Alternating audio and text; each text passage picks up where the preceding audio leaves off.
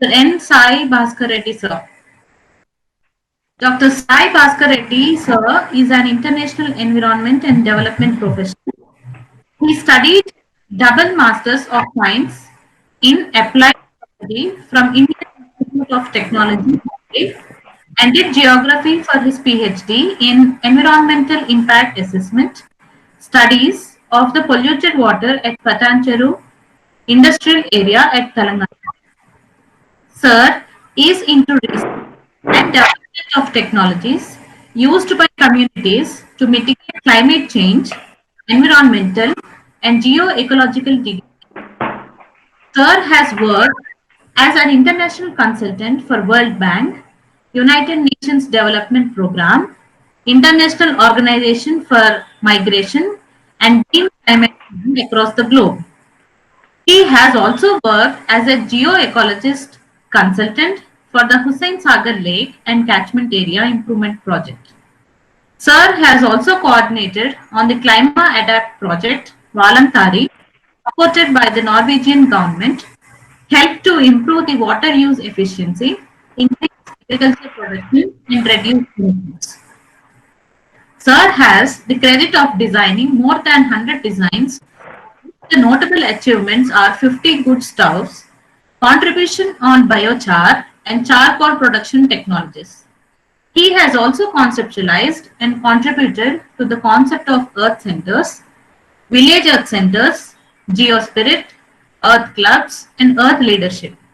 Presently, Sir is focusing on climate change, environment, good stoves, and biochar production, water for irrigation and drinking, sustainable livelihoods, disaster mitigation, food security, energy, vulnerability and adaptation, and development areas.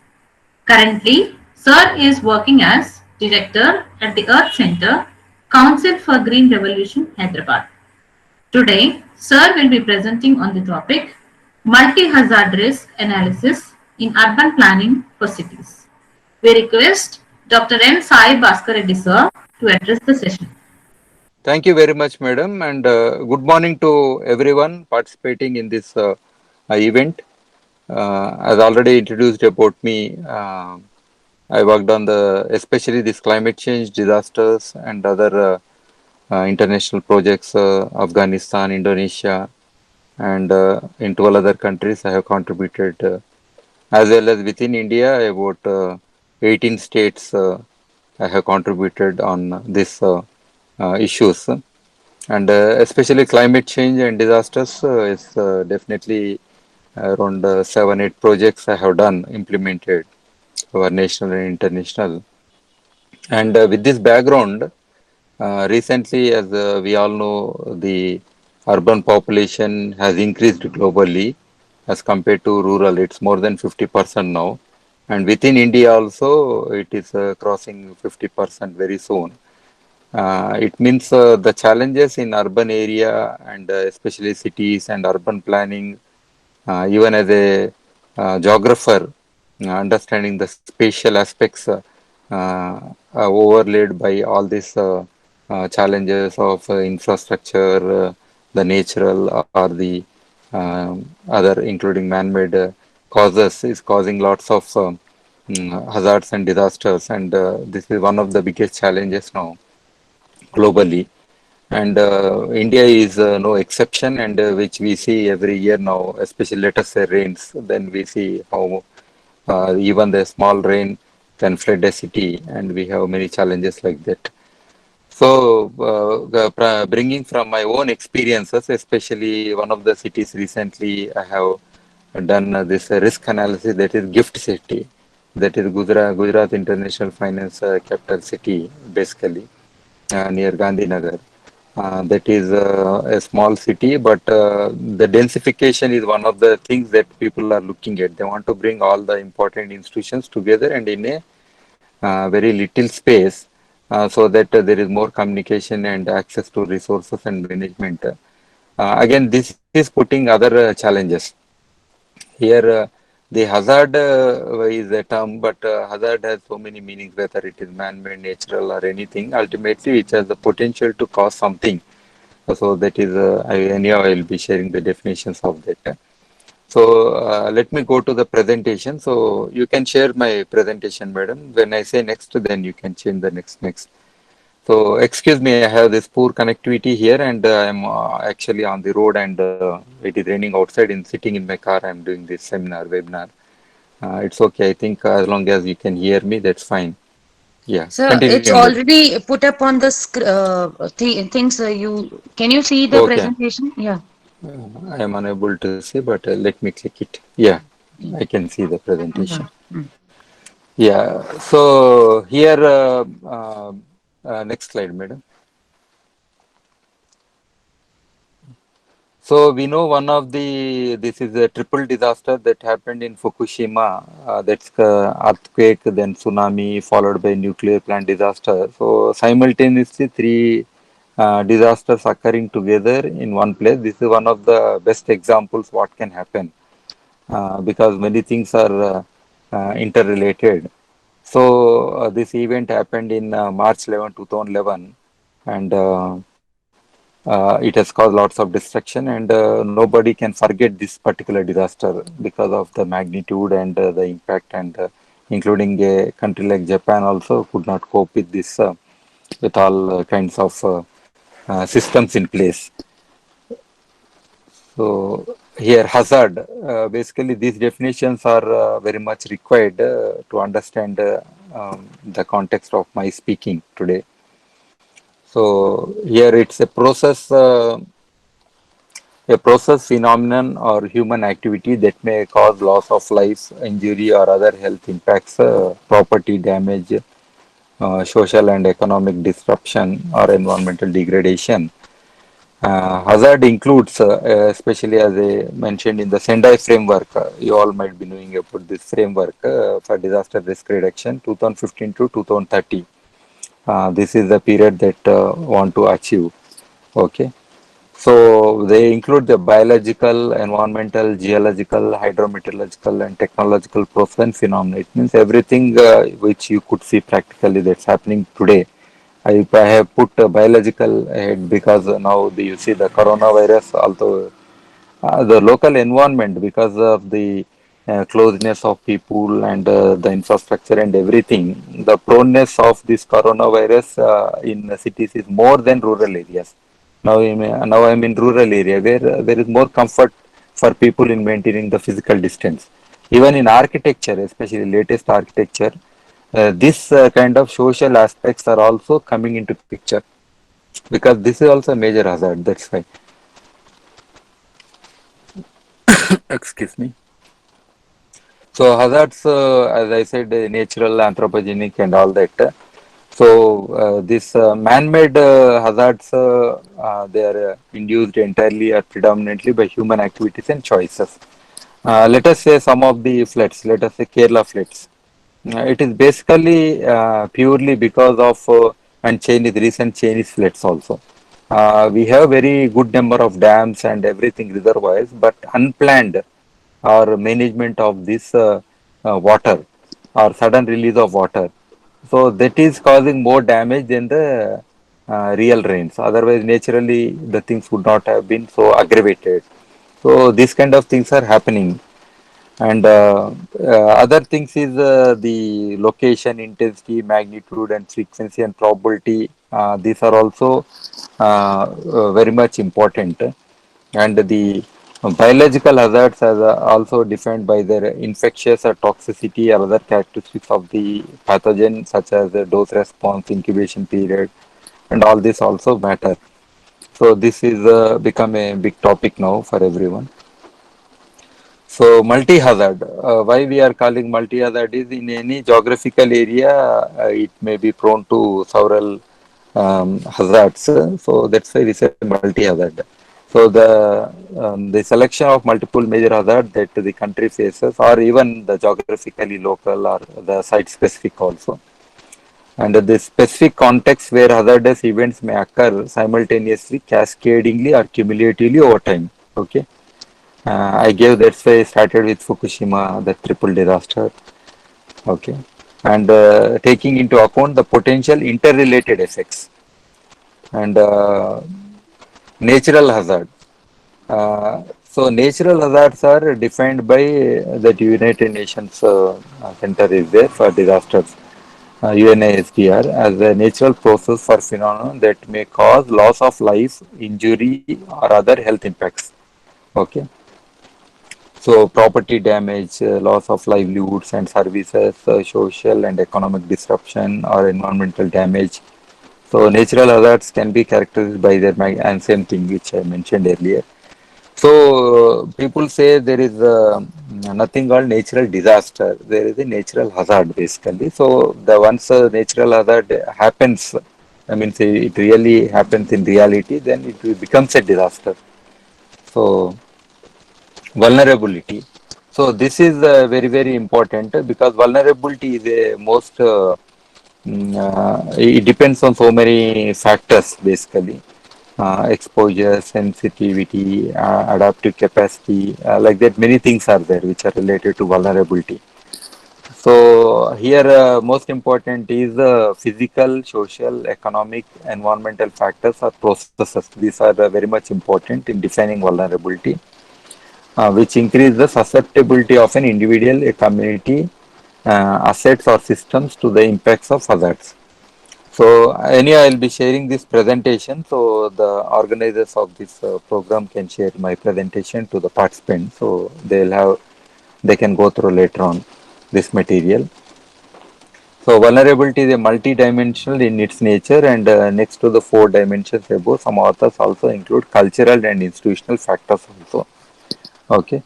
So both here examples include like poor design, construction of buildings, inadequate protection of assets, lack of public information and awareness, high levels of poverty and education, limited official recognition of risks, and preparedness measures also. So the disregard for wise environmental management or weak institutions and governance. So there are so many aspects which are interrelated defining this vulnerability. So here individuals can be vulnerable, community can be vulnerable, or the total systems can be vulnerable. So vulnerability is most important even in the planning of the life of any person also. So the next slide is exposure. As I told, exposure is defined by the situation basically, where we are located, how we are located, like that, like the situation of people.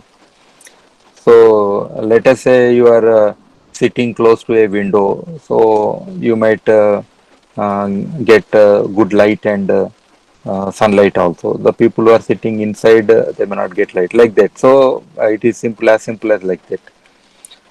So infrastructure, housing, production capacities and other tangible human assets located in hazard prone areas. Okay, so as these are also the measures of exposure can include the number of people or types of assets in an area. Let us say in a desert, the exposure will be less because there are no people, there are not many assets. It is something like that. Whereas in high density cities where which are already located, there it is very high. This can be combined with the specific vulnerability and capacity of the exposed elements. This is very important.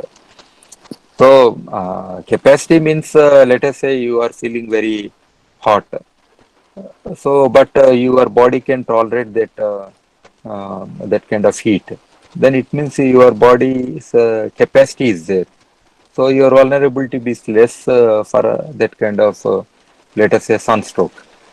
So like that we have to understand. So risk is most important. Again, this is a factor which is related to hazard and vulnerability and exposure. Where the three things are together, then there is a chance of risk that comes in between as a set. You can see the top corner picture for clear understanding. Okay. So risk doesn't happen where there is no hazard. Okay. So where there is proneness, then only the risk factor will come into picture. So risk is disaster risk is defined as the potential loss of life, injury, or destroyed or damaged assets which could occur to a system, society or a community in a specific period of time determined probabilistically as a function of hazard, exposure, and capacity. Okay. So this is a this factor even in your life when you say when somebody is speaking to you for insurance, so they always say risk, risk, risk. So this is what it means. Okay. So I'm cutting short some of the definitions so that we can understand more from the real examples. So here in any geographical area, so now you know the latest environmental impact assessment, the otherwise the Environmental Protection Act of the Government of India. That has been altogether originally there was a zoning atlas prepared for the whole country where the industries can come up and where the industries of a particular nature cannot come up. So they have done in those days with the context of environment. Okay. But now this risk analysis, one big factor, it cuts across all these local environmental challenges and it goes beyond. It is more like superset imposing. So let us say this is a map where we are trying to understand the vulnerability factors or the risk factors. So the flood prone area, the very highly flood prone area are clearly shown next to the banks of the river and beyond you could see in this picture. So this kind of based on the contours, one can easily provide a vulnerability, this kind of map for the whole area. So these are what we call is under the risk analysis. All these become part of analysis. So this we have seen the Kurnool floods or the main floods that happened that is because of the Krishna River. So there also we have seen because there was lag time in the flood waters reaching those right from Kurnool to Narjansa to then again Prakasham barrage, then from there to the sea. So in between our GAS and at that time abstract was there. So they could prepare the maps and provide this kind of analysis. So what are the vulnerable areas like that? So this is very much required now, and this natural hazards that is location, extent, previous occurrences, future probability. So if we consider under natural hazards also, what are the risk things? Then as community assets, if you see, then population, built environment, natural environment, economy, all these constitute community assets. So in between these two factors, the risk happens. It means if there is no population, there is no risk. It is something like if there is no built environment, there is no risk. If there is no natural environment which sustains the livelihoods of the communities, then there is no risk. If there is no infrastructure like banking or service sector and all that, then there is no risk. Let us say Mumbai, it's a capital of the financial capital of India, let us say. So any flood or anything will definitely impact on the economy like that. So we have to understand like that. So here, as I said, the risk is a formula between like hazard, then vulnerability and amount, the occurrence.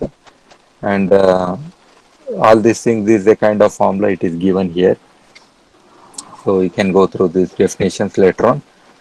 Capacity, as I said, this is very, very important. Why we go to college and why we want to increase our capacities. Okay, especially adaptive capacities is far more important than technological interventions. Mitigation is one factor, but before that, adaptation is far more important. So, a combination of all the strengths and resources available within a community, basically capacity means society or organization that can reduce the level of risk or the effects of a disaster. Uh, Capacity may include physical, institutional, social, and economic means, as well as skilled personnel or collective attributes such as leadership and management. Capacity may also be described as capability. Okay, here you see the leadership is also there. Let us say we have solutions, but if there is no leadership directing to use those solutions, then also there is a failure. the management issue. So which you are seeing practically recently during COVID times, how each state is responding, the leadership is responding to the situation. All these factors you can put before you. Let us say the skills, the knowledge, all this of each even individual also. That's why before any natural disaster happening, the preparedness is the factor that comes into picture. So even conducting mock drills or the civil defense systems to be in place, trained personnel in place, local communities or local committees to tackle the situation. So there are so many things that need to be happen. They are part of the capacity actually. Hazards due to climate change, environmental degradation. So this is the most important. I have put up this is now we have this overlapping factors and most important environmental. Yes, it is there since 70s. It is in focus environment the subject as well as all the laws and regulations and all that. But climate change, let us say last 25, 30 years, it has came into prominence as we see the greenhouse gases and the global average temperatures, they have increased. And we have now frequencies of extreme weather events such as floods, droughts, heat waves, and all this we are seeing. And heat island effect, that happens mainly in urban areas. And environmental hazard is a substance, a state, or an event which has the potential to threaten the surrounding natural environment or adversely affect people's health, including the natural disasters such as the storms and earthquakes like that. So here there are various other things which are interlinked also, uh, especially biological. With changing climate, the vectors or even the coronavirus, geographically, if we say particular latitudes with a particular temperature, the vulnerability of community is more. So like that, it is there. So then again, disaster, again, this aspect we had been, yeah, we already learnt about this. A disaster is a function of the risk process. It results from the combination of hazards, conditions of vulnerability, and insufficient capacity or measures to reduce the potential negative consequences of risk. Okay, even if we don't have these capacities, especially the governments, the infrastructure, especially the monetary aspects, if we don't have, then also we can't do anything. So coping is very, very important, put because for any system, coping is immediate actually. It is not long term. Yeah, disaster slide only. Put on the disaster slide. Yeah. The means by which people or organizations use available resources and abilities to face adverse consequences that could lead to a disaster. Okay. So coping is immediate actually. It is not a final solution, but it is to just get along with the situation. It is something like that. Okay. Disaster risk reduction. This is ultimately a major subject now. What we say DRR or disaster reduction. So basically, the conceptual framework of elements considered with the possibilities minimize uh, to minimize vulnerabilities and disasters throughout a society. To avoid prevention or to limit mitigation and preparedness, the adverse impacts of hazards within the broad context of sustainable development. Okay. So here risk awareness and assessment including hazard analysis and vulnerability and capacity analysis, knowledge development, all this is part of this DRR. Okay, under the topic it will come. Institutional frameworks also, including organizational policy, legislation, community action, like that, environmental management, land use, then early warning systems, like that. There are so many things. All these things constitute disaster risk reduction. So once we adopt this strategy, all the factors that I mentioned below need to be taken care. Only then we are working towards it. So people, poverty and disaster, this I have put up most, next slide please. So So here, people, poverty, and disaster risk are increasingly concentrated in cities. This is why means ultimately the poor countries are highly vulnerable, and where the density of population is more, especially in the tropics and subtropic countries. And these are especially the cities because the density factor of population and infrastructure like that. That's why it is more. High risk multi hazard zones for India, it is done here. So you could see the Andhra Pradesh, also we could see some. Next slide. Yeah. In Andhra Pradesh we could see, but Telangana is definitely a safer place because we are far away from cyclones or earthquakes, tsunamis, floods also limited. Like that, so interior parts are mostly they are safer and better. That's why you could see the defense establishment, other strategic institutions are located in such places. So they also do lots of research on which place is safer and better, including from terrorism or biological. Many things are there, no cross-border things. For that also, Hyderabad seems to be, or surrounding in Telangana, any part seems to be far better, safer place. So you all are in Hyderabad, so you are safe now. So from many things. Okay, it doesn't mean that terrorism, other things also that could happen anywhere. Recently, I've seen the Lebanon, the ammonium nitrate blast, the one of the biggest blasts in the recent history, man-made disaster. So such things can happen anywhere. Visakhapatnam saw three major disasters, two industrial and one crane collapsing like that. So that is happening continuously there. Although it is a smaller industrial area and port city. So like that many things can happen. So here we could always apply GAS and multi-hazard risk assessment in an urban environment we can do. And generation of a database of elements at risk in order to evaluate the vulnerability of buildings and population that can happen. So this is only a sample I am showing.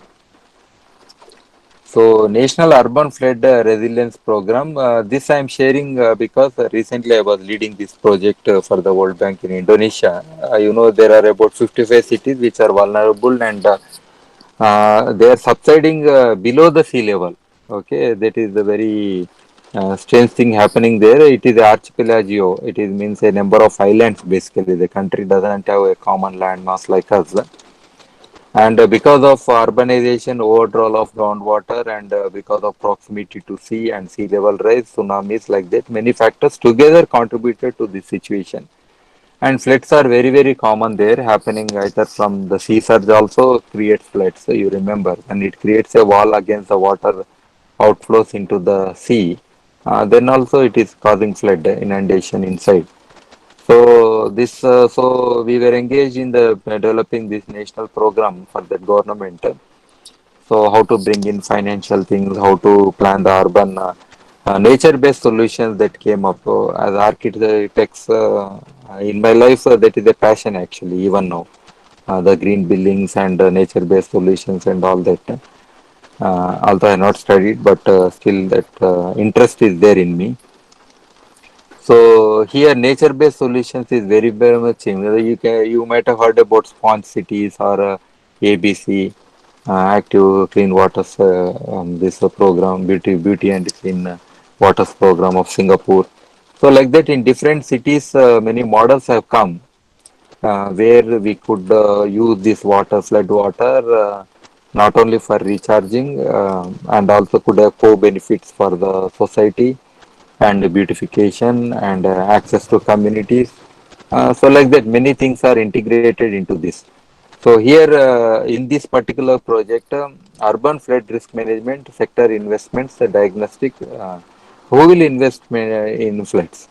And directly nobody will invest in mitigation of floods. But somehow we have to bring in interest in participation because once we start developing infrastructure by reclaiming the safer areas, then definitely the cost will go up in those areas. So they should pay back for this infrastructure development as protection measures. So like that, various innovative things have come into picture so that community, what is a PPP model. So in urban planning, this is very much required Without this financial thing and other things, having plans and programs or infrastructure doesn't help much. So we worked closely with the government of Indonesia together with the World Bank. So you can see how a major city like Jakarta is one of the largest cities in the world, how centrally how it is spreaded, and every year this is happening now. And again, one more project I have done is this multi-hazard assessment and mapping in Guzar and Pashtun Zargon districts of Herat province, that is in Afghanistan, close to Iran border. Okay. So again, here we try to assess. It is not pertaining to city per se, but I am telling how important this aspect is. International Organization for Migration. The challenge is drought is a major problem there.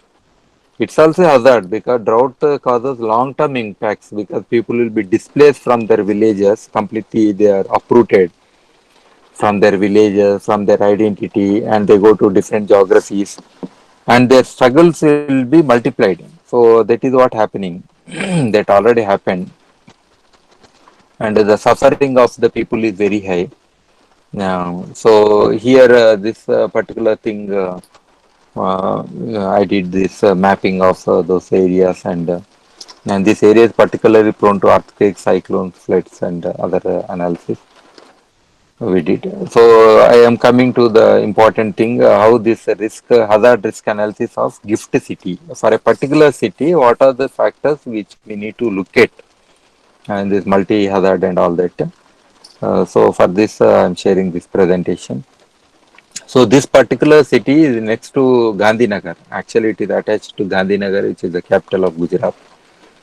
So it's a new and upcoming city. The standards of international standards, as we see in other countries, also how the high-rise buildings are coming. Like around 55-story buildings are there here on an average like that.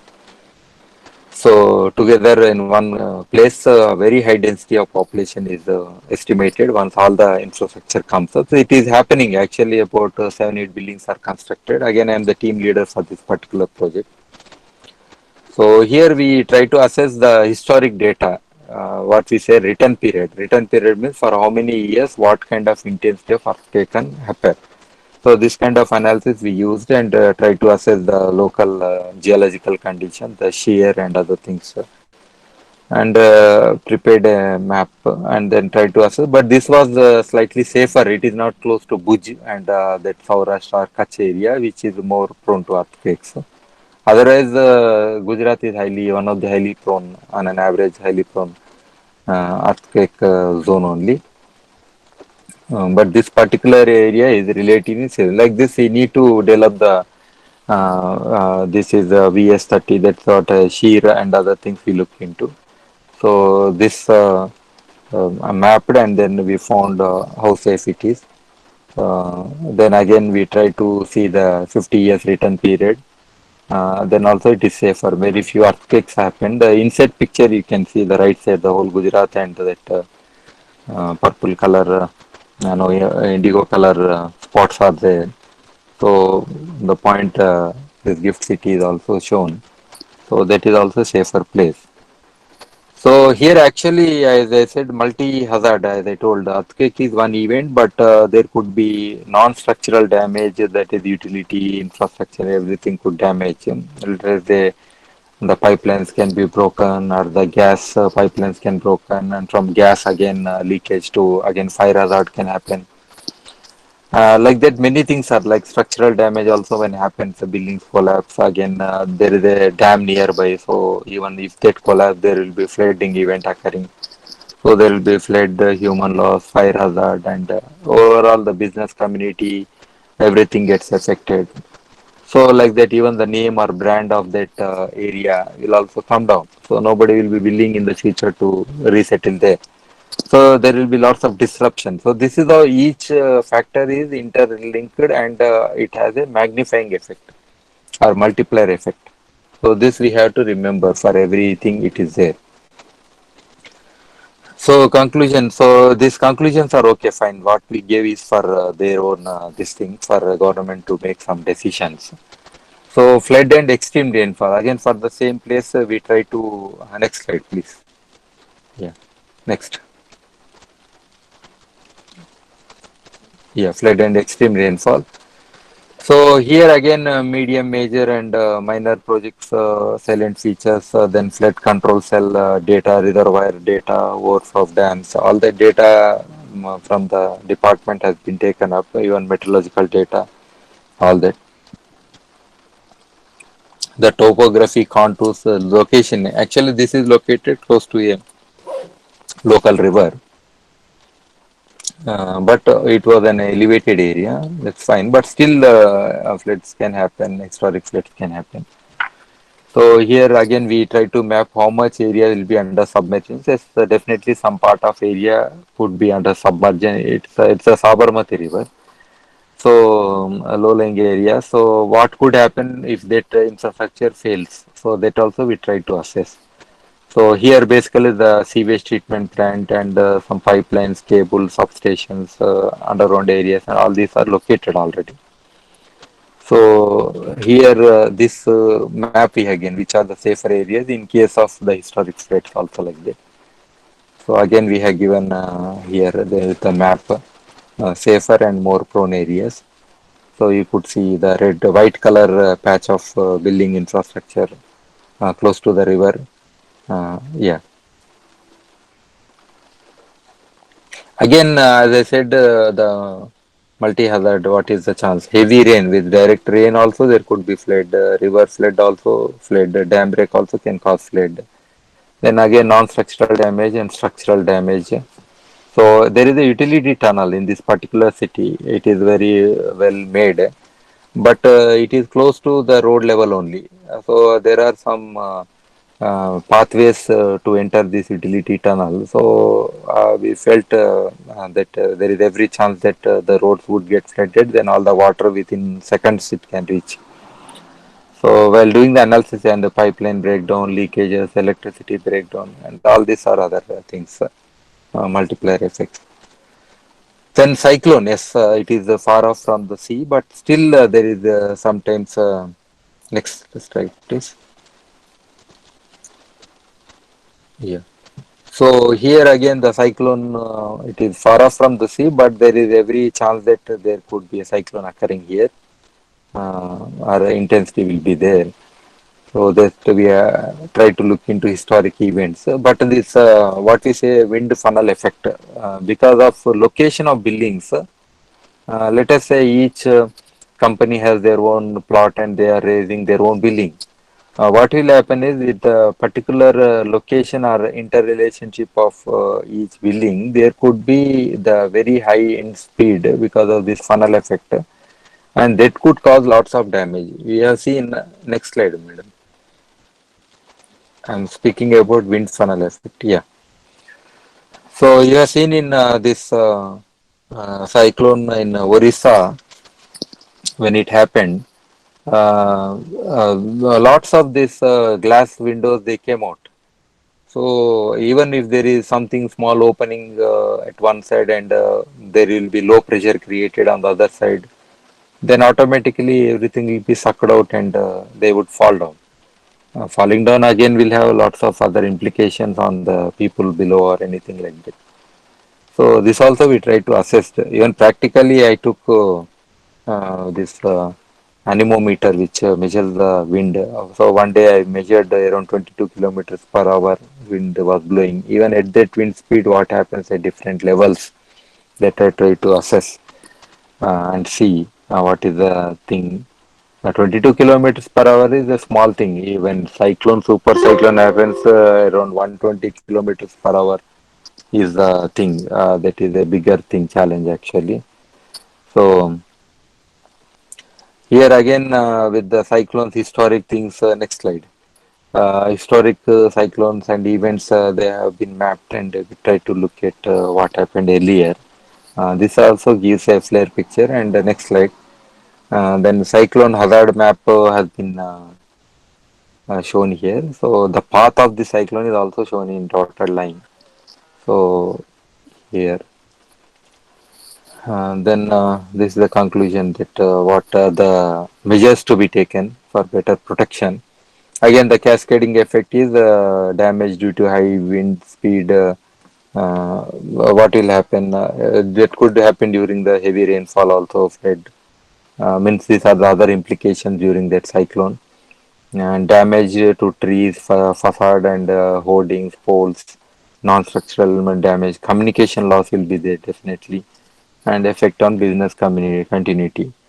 Uh, so like that. The most important is fire. Next, excuse me. Next slide, please.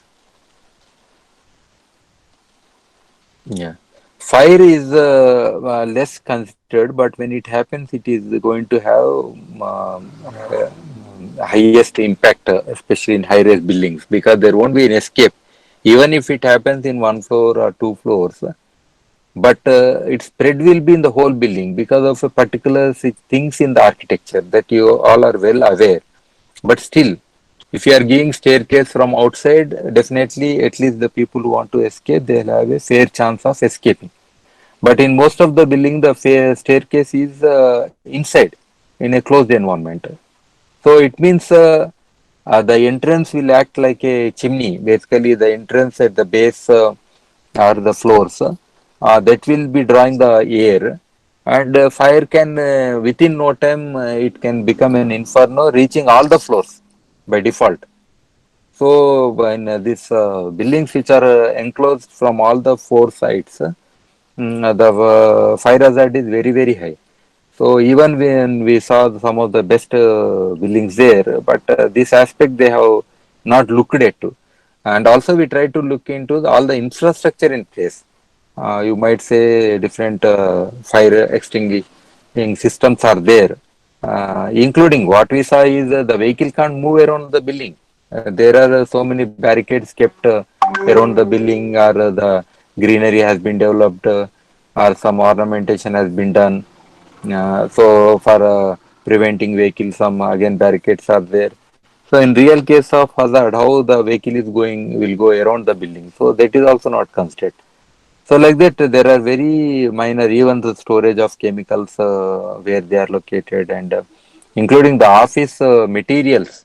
It could be the papers or anything, small things also, which are prone to, are the kind of materials used inside the building as part of this decoration or beautification, like that infrastructure and all that. So there are many things. The Surat fire, you might be remembering, about 2 years back, it happened near. It was a coaching center, and suddenly fire happened in the down floor, and the students had no choice, and some died because of this carbon monoxide and all that, and some jumped from the building also. So here, fuels, ignition sources, preventive barriers, fire prevention, fire safety management, when happens, even mitigative barriers, fire protection, egress and emergency response, early detection and control, loss of control. So all these things are part of this analysis actually. Again, we try to look into the emergency access of the vehicles and all that. This is also very, very important for any geographic area. Next slide, please. So this is also least considered actually in many places. So we try to look at what are the three. These are the only three access points to the any place from outside support. So here again we try to look in each building, and each building we try to assess medium, low, and high. This is based on a particular occupancy types of fuels, and the codes categorizing the building for level of fire hazard prevent has been done. So including the other facilities places. Next slide, please. Next slide. Yeah, click thrice, then next slide. Yeah, this one I'm speaking about. So for different buildings, we try to look into. Then again, the business occupancy type and what is the type of building, that also we looked into. Yeah, next slide.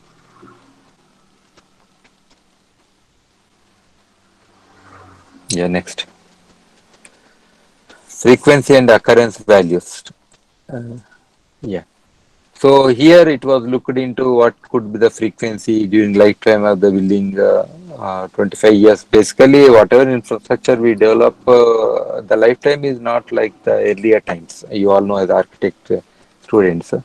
What is constructed by my father, the son may not be liking. So they are removing that and again reconstructing differently. So 25, 50 years maybe lifespan. But anyhow, we try to build for longer periods.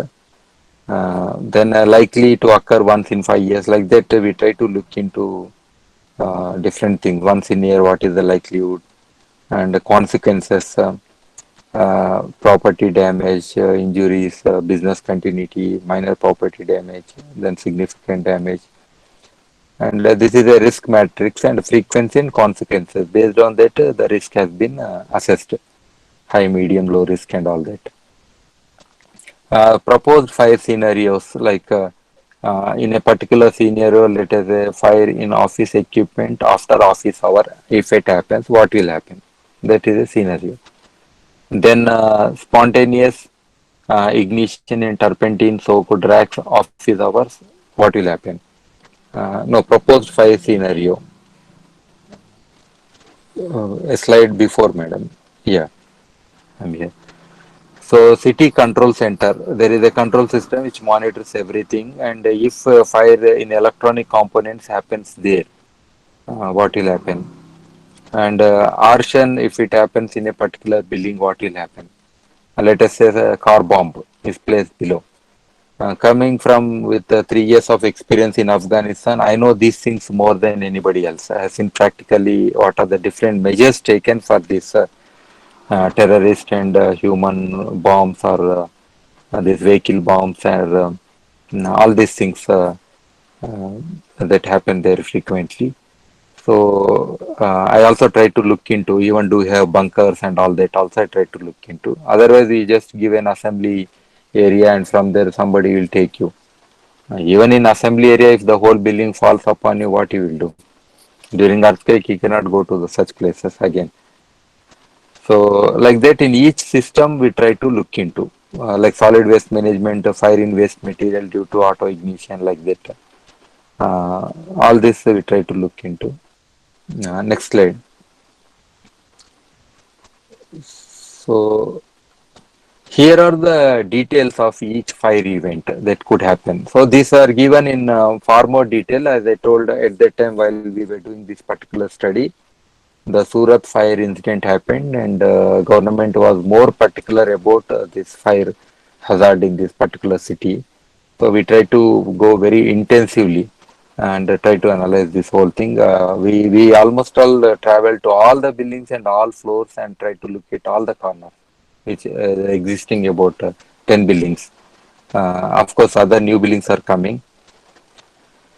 So here again the same the risk and everything. But here, as I told you, the cascading effect is again the damage to equipment, furniture, data. Go slides. Change the slides, madam. Yeah. Cascading effect on fire. Yeah, next. Next. Yeah. So here, um, so damage to equipment, furniture, data, and everything is looked into. And then, as you know, this, as I said, fire, again, it will cause to human loss, injuries, trauma, and other things.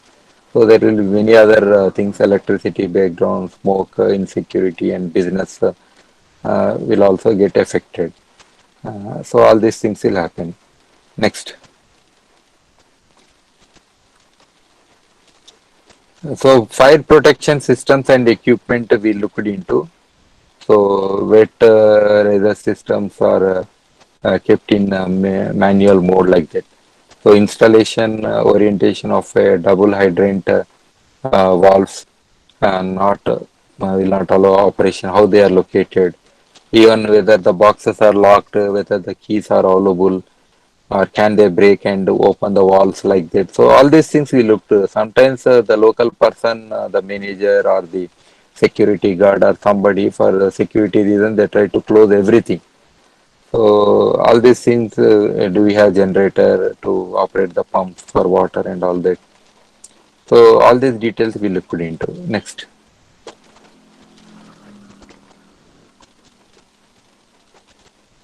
So again, we mentioned the good practices, fire alarm system, automatic sprinkler system, which are existing there.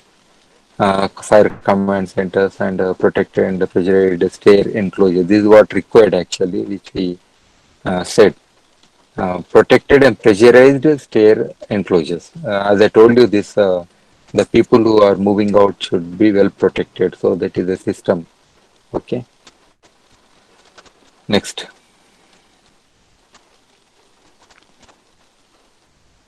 Yeah, chemical hazard, although it is not an industrial area, but therefore some chemical stored. We try to measure what are the chemicals stored for water treatment or the district cooling system. There is a centralized cooling system and sewage treatment, what are the chemicals used, which are hazardous like that. And like in the electric substation, we have diesel, what is the quantity that is there. And with that, what could be the hazard that could happen. Next.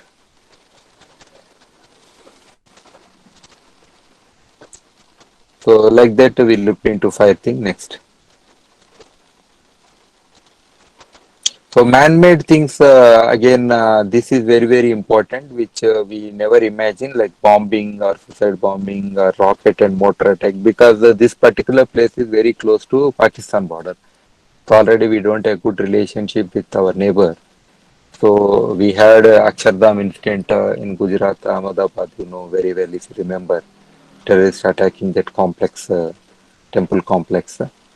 So there is every possibility of like vehicle-based VBID, we say, vehicle-based improvised explosive devices or conventional firearms.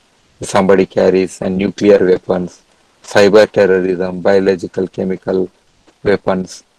So like that again we tried to assess in the high, low, like that categories. I mean the same slide.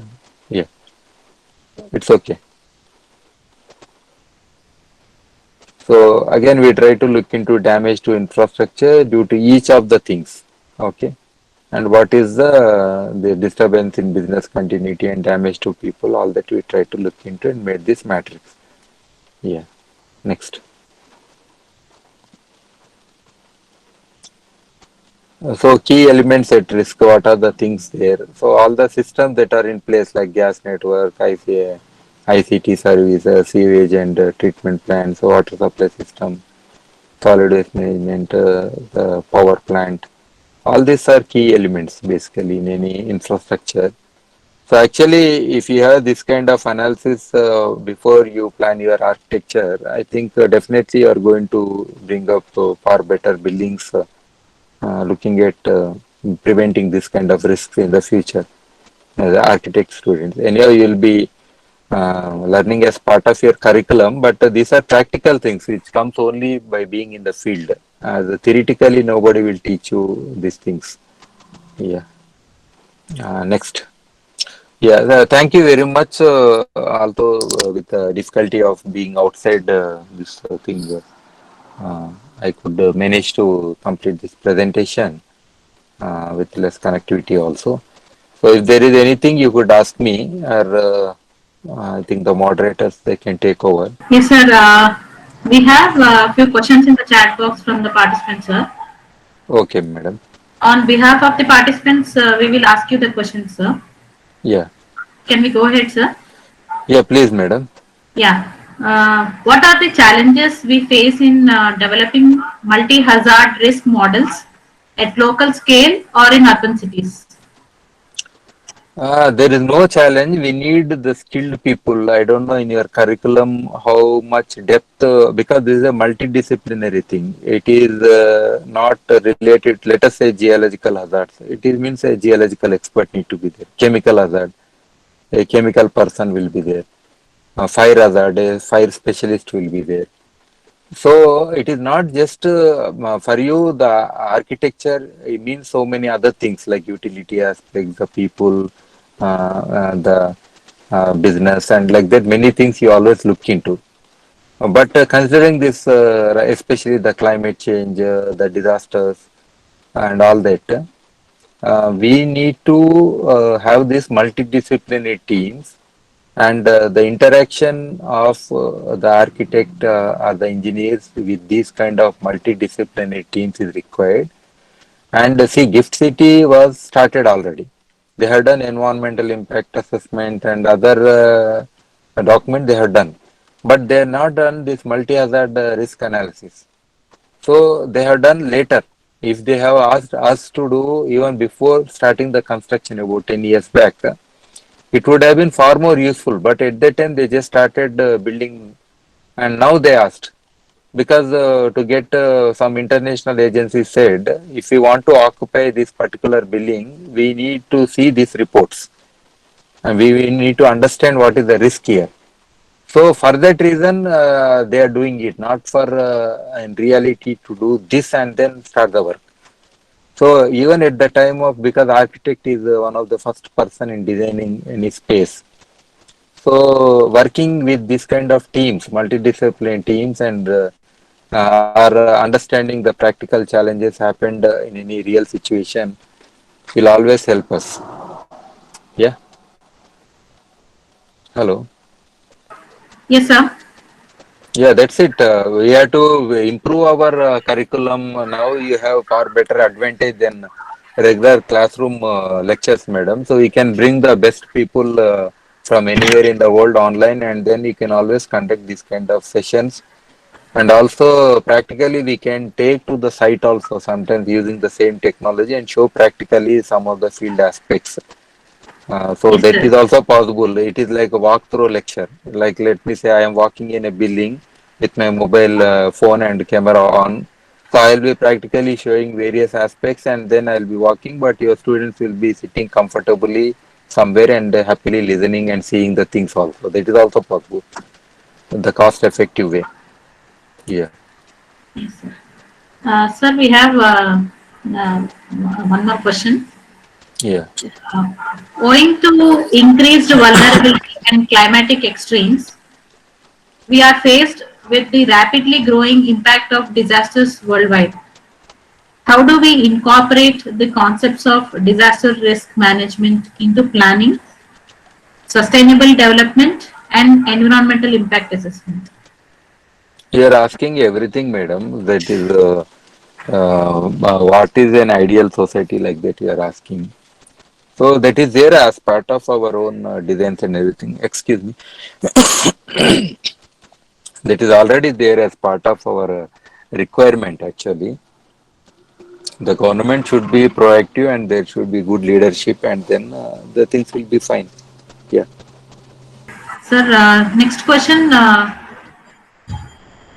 Are there any multiple hazardous solutions for hilly areas like Shimla? The Shimla itself is highly vulnerable to all these things, multi-hazards. That is naturally. There is no single solution. Only mitigation is one thing and capacity building adaptation is another thing. Mitigation means basically within, especially architects. I have done the Chamoli earthquake study also practically. When we constructing buildings, you know, in an earthquake-prone area, how the structure should be of any building. So they are the fundamental things existing. Even during earthquakes, sometimes 100, 200-year-old buildings don't fall. It means the people of those times had that sense how to construct a building. Why we are missing that sense now? It's a compromise of people on the financial things or many things are there are the local building regulations what we say. Uh, so each building locally we have regulations. Unless we don't follow them, close to a river, close to the highly landslide prone area, any of this Shimla is earthquake prone. So you have snowfall fall and many other challenges there. So these things one need to follow. That's all. Otherwise, as I told you, the hazard map of India, we have safer areas. There, whatever you do, you'll be far more safer than in those areas. So knowingly you are there, so you are already risk and vulnerable. So just accept and then improve your capacities and change the infrastructure. But poor people and other things are the challenges, no? everybody can't invest that much. It's something like that. Yeah. Sir, we shall go ahead with the next question, sir. Yeah. What was the scope of assessment for Gift City? Did you carry out this study alone, sir? Were there any other experts involved? I clearly said, madam, I am the team leader, but it's a multidisciplinary thing. Okay. So we always bring in the specialists into the team. But for me, this particular thing, I myself geologist and hazard person, floods, so several other things are part of my own subjects. So what we required at the time is one chemical person and then fire hazard person. So exclusively we involved these two separately, and of course some GAs and other people are also involved in this thing. And we made a checklist, and we also involved the government, which is managing this whole infrastructure, and the engineers working there. We provided a checklist and asked them to put all the details to assess this thing. So like that. So it's a definitely a teamwork. Individually, nobody can do. For me, I had done applied geology, then I had done geography, then I had done environmental impact assessment, PhD. So I myself a little bit multidisciplinary. So everybody may not have that many qualifications to lead or to not only that, by experience also I had been into this sector for the last 25 years like that. So my understanding will be different. So as young people, you can become part of this multidisciplinary teams, or you yourself can go to randomly one building which is there, high-rise building or something. Just try to, whatever presentation I have provided, putting that before you, you also try to do your own assessment. You can learn a lot. That I can suggest you personally. Sir, next question. How to change the minds of the people or bureaucrats or clients to adopt the climate change mitigation as well as less hazard or no hazard? It is not changing, madam. It is what we say. One is responsibility. Second thing is beyond responsibility is the punishment also. So here in the we have so many loopholes for people not being that leadership is not there. First of all, the lack of leadership in various disciplines. That is the first thing. So within that, I said that this responsibility is important, and also accountability means basically the punishment is also another factor that is also not strictly implemented. Let us say a big high-rise building has collapsed. Let us say a bridge has collapsed, or a water tank has just fallen down. You tell me what is it really happened there? What is the real punishment that happened to all that people? Unless a major incident happens, somebody is taken. Otherwise, these things are left. So we need the ethics basically. Even as an architect, you all have your own ethics. As a doctor, you have your ethics. So in your planning, not compromising on the systems and giving a good plan, but at the same time, if your cost goes up, the client will be unhappy. It means you need to compromise on many aspects and try to create such space or economic value. It means you are also compromising with the client.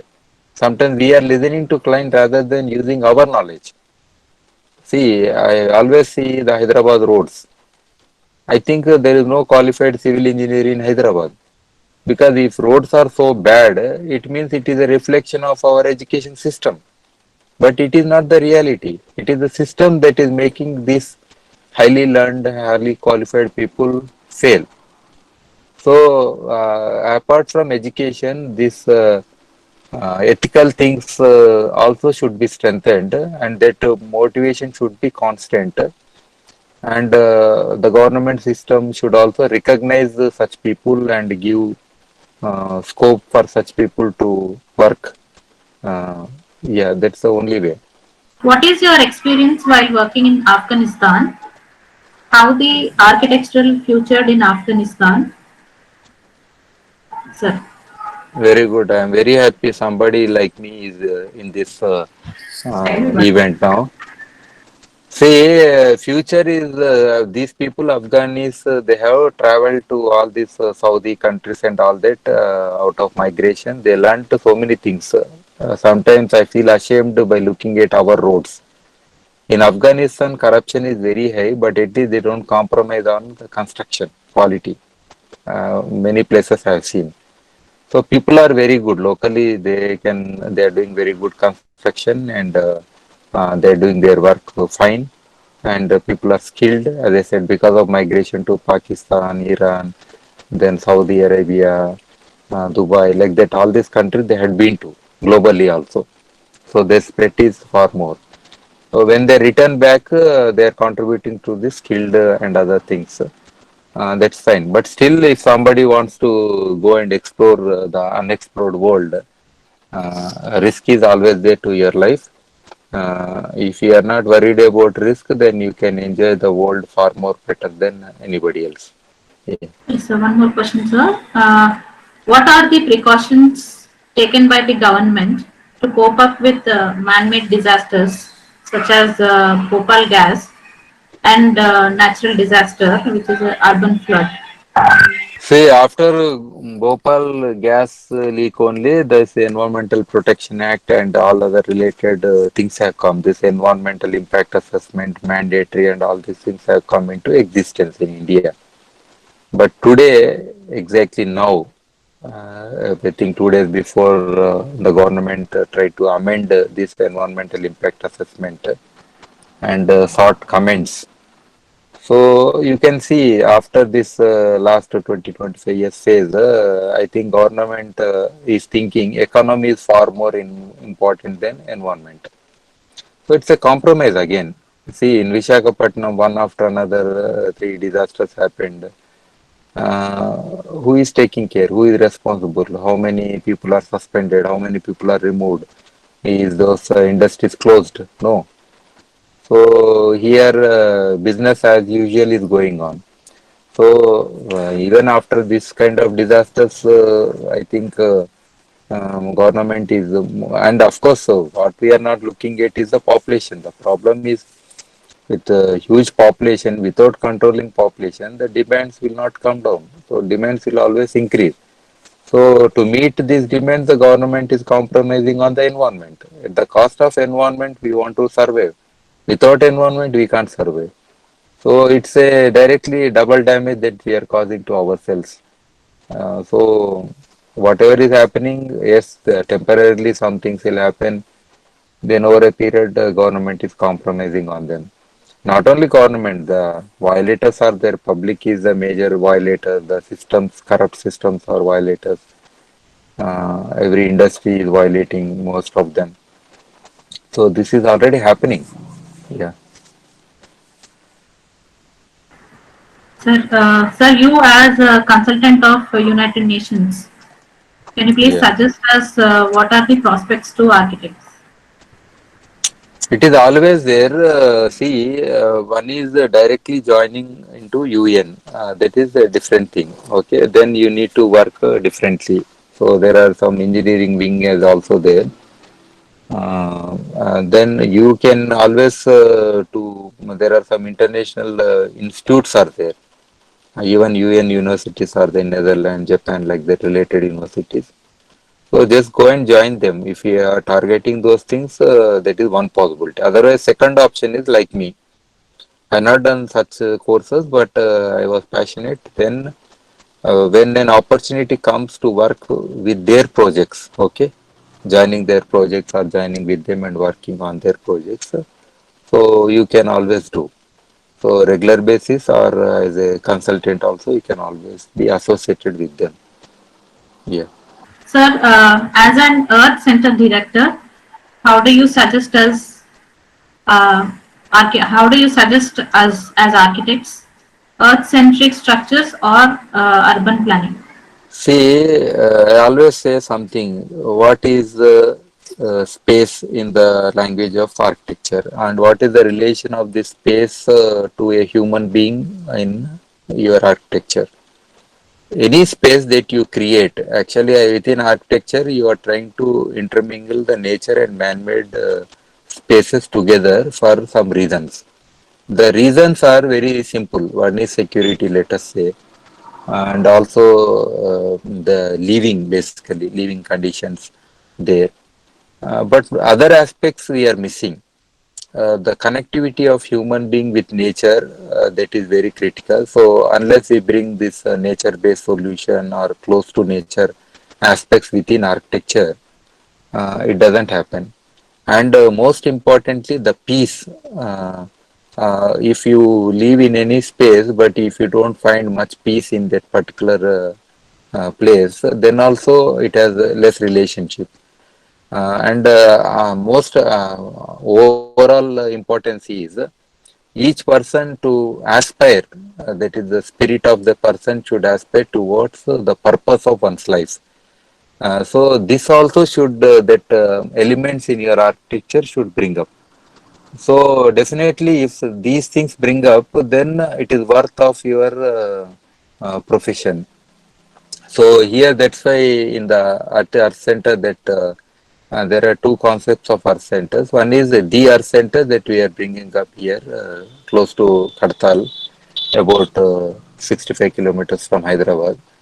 It is close to this forest area, and keeping all the natural elements intact, we are trying to bring up some natural, with natural material and architecture structure that we have designed through Suhasini Iyer, that you know, an architect from Auroville. She has designed several structures there, and she is also leading there this Auroville. She has designed it for us. So we are using natural materials and all that to bring up that. So otherwise, why a person should go to a place or institute or something unless it doesn't inspire them? What we teach there is one aspect, but even when you remember your own colleges, schools, or whatever the buildings, the architecture of that space, let us say arts college building, people may not study there, but the building itself will inspire them differently by seeing the facade of that building, which has Indo-Islamic or Buddhism. It is a mix of all the three things. So this kind of architecture and all that will inspire the people indirectly also, and I will aspire them to do something better in life. So like that, especially the older people, the older generation people, they considered these things as most important. But whereas now we have become, life has become like cubicles, and whatever we are trying to create is very limited. Even when I went to Jakarta, even a developing country like that, we have very high-rise buildings, but only buildings, buildings, buildings, and it is so monotonous, something like that. So we need to be more innovative and bring up many such elements. Second is earth centers in each village. This concept I am a little bit elaborating, because again, for the pride and honor of the farmer, what is the space we have created in each village? So I was questioning, in even in a layout you create this 15-20% for parks and public utilities. But in village, even we don't have any place to sit also. If about 100 people come, there is no place to sit, common place now. Recently, all the land has been distributed for various purposes, and people are just sitting on the roads.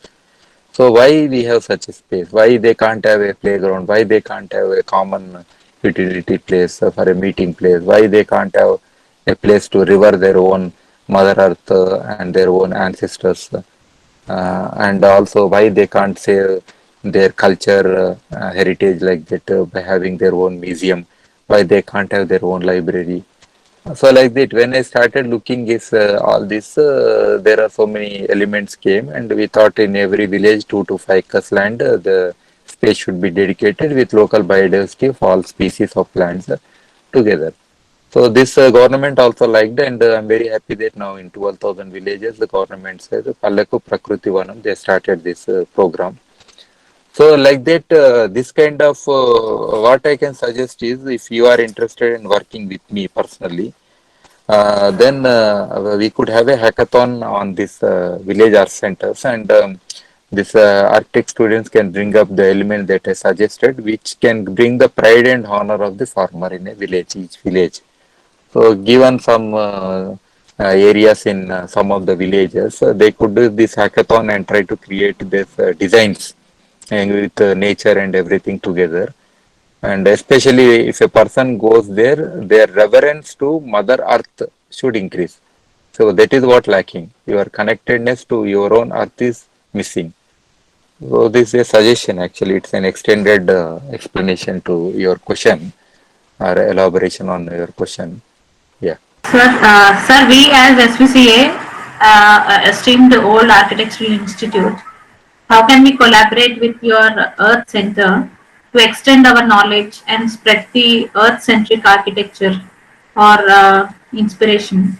Yeah, our Earth Center is here, madam, and you can join us after this webinar and all that. As part of your curriculum, you might be having certain projects. We could first conduct an hackathon. I have recently conducted one hackathon for a slum area in Orissa, Bhubaneswar, basically.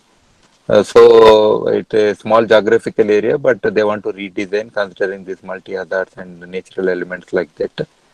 So like that, similarly, we could have a hackathon for this particular art centers involving your students as groups.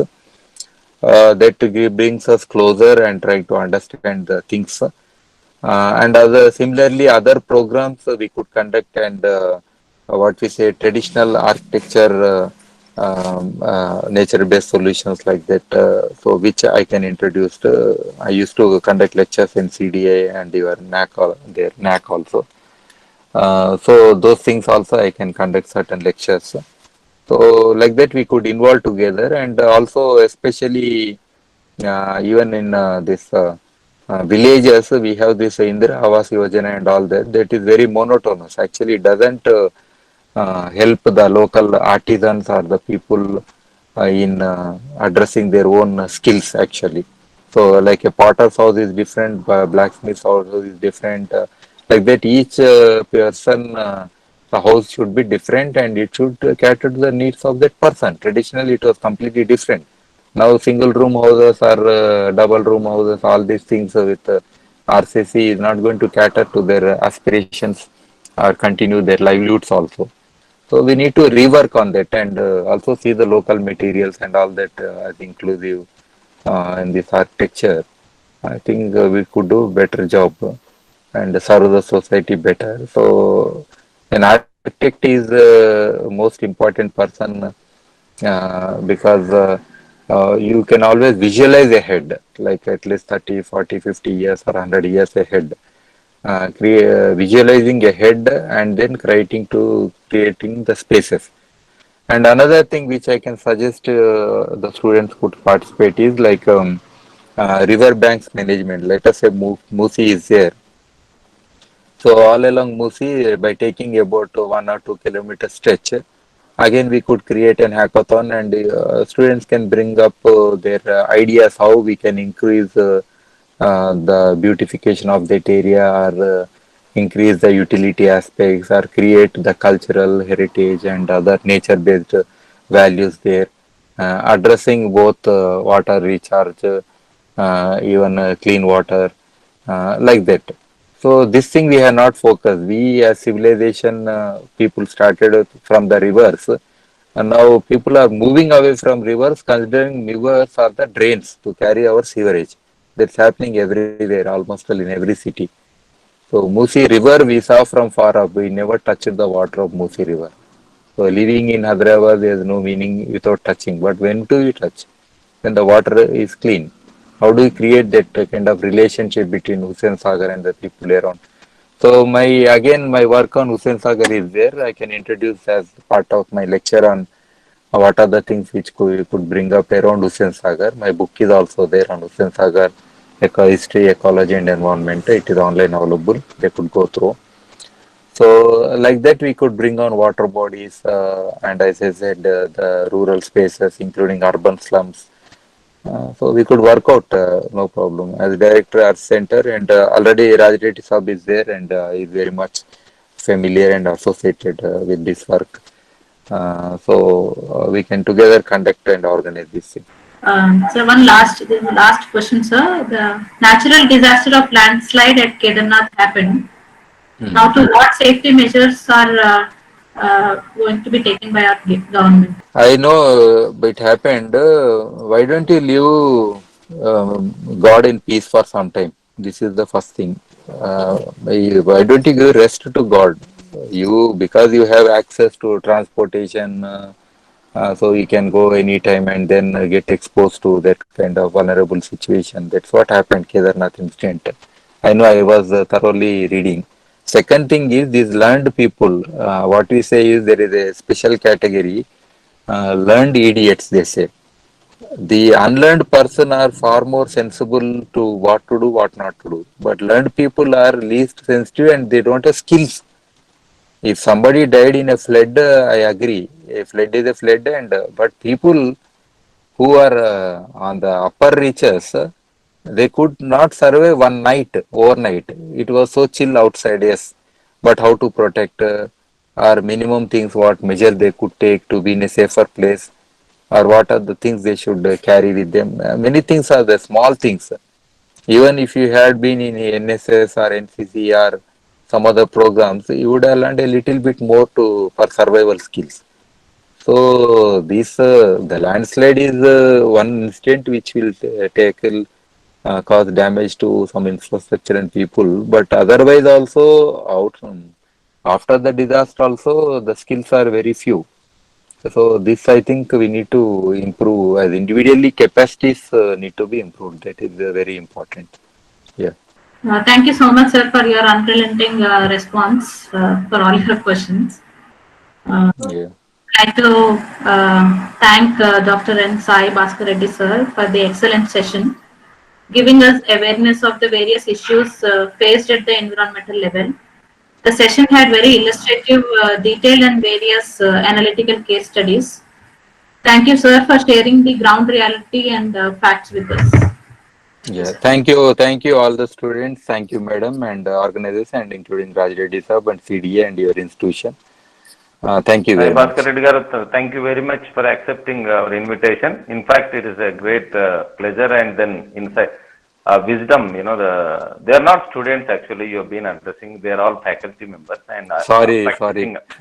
practicing Okay. practicing architects.